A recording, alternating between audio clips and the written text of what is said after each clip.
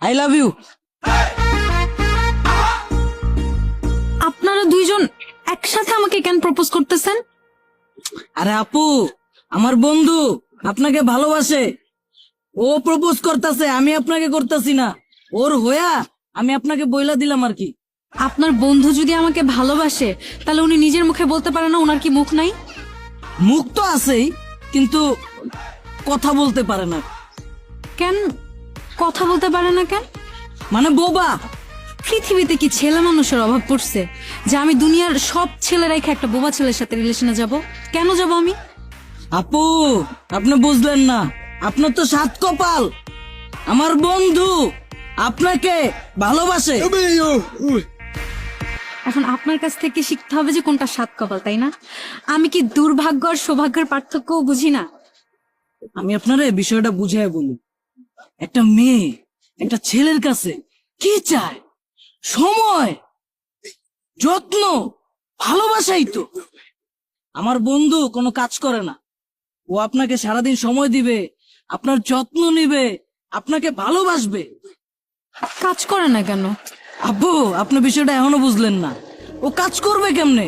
ও তো বোবা, ওকে কেউ কাজ দিবেই না। আর আপনি যদি আমার মতো সুস্থ একটা ছেলেকে বিয়ে করেন, ও তো সারাদিন চাকরি করবে, না হয় ব্যবসা করবে, রাইতে এসে আপনার সাথে ঘুমাবে। কিন্তু আমার বন্ধু কোনো কাজ করে না, ও সবসময় আপনার টেক কেয়ার করবে, আপনার যত্ন নেবে। ওর তো ব্যবসা আর চাকরি করার কোনো প্যারাই নাই।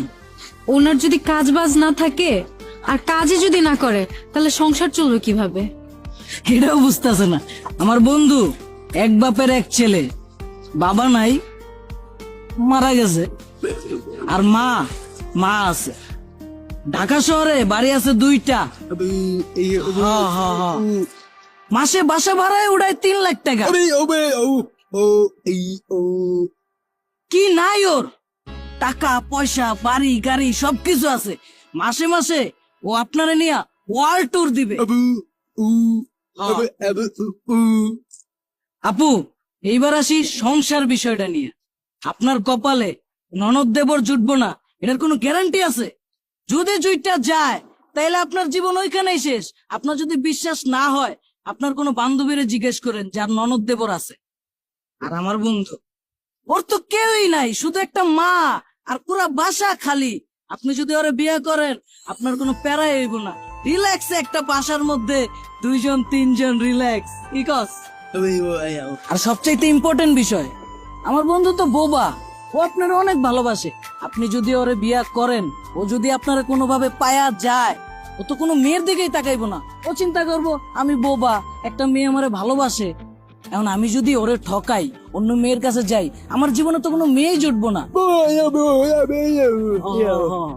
আপু, এবার পুরো সমীকরণটা মিলান, দেখেন, বুঝেন।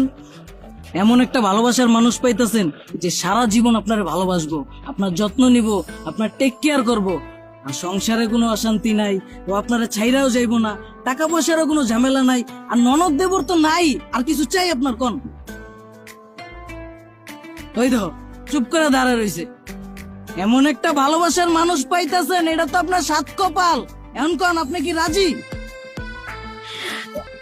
হ্যাঁ ভাইয়া, আমি রাজি। মামা রাজি হইছে, প্রপোজ কর।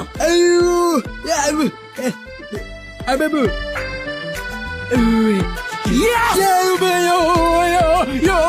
Yes! Yo, yo, yo! আসলে ভাইয়া, ওর সাথে না আমি একটু পার্সোনালি কথা বলতে চাই। আপনি একটু যদি আমাদের একটু টাইম দিতেন। কথা বলবেন, সমস্যা নাই তো। এখন আপনাকে প্রেম হইছে, ভালোবাসা হইব, আরো কত কিছু হইব। কোন তোর লগে হয় আলাদা কথা কইতে চায়।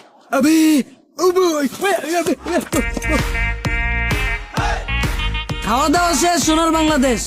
মাইয়া পাইলে এখন বন্ধু বান্ধব বুঝলা গেছো গা। শিখলাম, হালার ঘরে হালা। তোমার ব্যাপারে তো সবকিছুই জানা হলো, কিন্তু আমার ব্যাপারে তো তুমি কিছু জানো। আমার মনে হয় আমার ব্যাপারেও তোমার জানা দরকার। আম, আমার ফ্যামিলিতে বাবা আছে, মা নাই। মা অনেক ছোটবেলায় মারা গেছে। আমি মূলত বাবার হাতেই মানুষ হয়েছি। আত্মীয় স্বজন তেমন কেউ না, বাবার আর আমার লাইফে একটা পাস্ট আছে। আমার একটা রিলেশন ছিল, আমার এলাকারই একটা ছেলে আমাকে ভীষণ পছন্দ করতো, ভীষণ ভালোবাসতো। ও না প্রতিদিন আমার সাথে দেখা করতো, প্রতিদিন আমার জন্য রাস্তায় দাঁড়ায় থাকতো। কোনো না কোনো ভাবে ও আমার চোখের সামনে প্রতিদিনই আসতো, কিন্তু হঠাৎ করেই না ছেলেটা কোথাও যেন উধাও হয়ে গেল। অনেকদিন আসে না, রাস্তায় দেখি না, কলেজের কাছেও দেখি না। আমি না তখন ফিল করতে পারলাম যে ছেলেটাকে আমি পছন্দ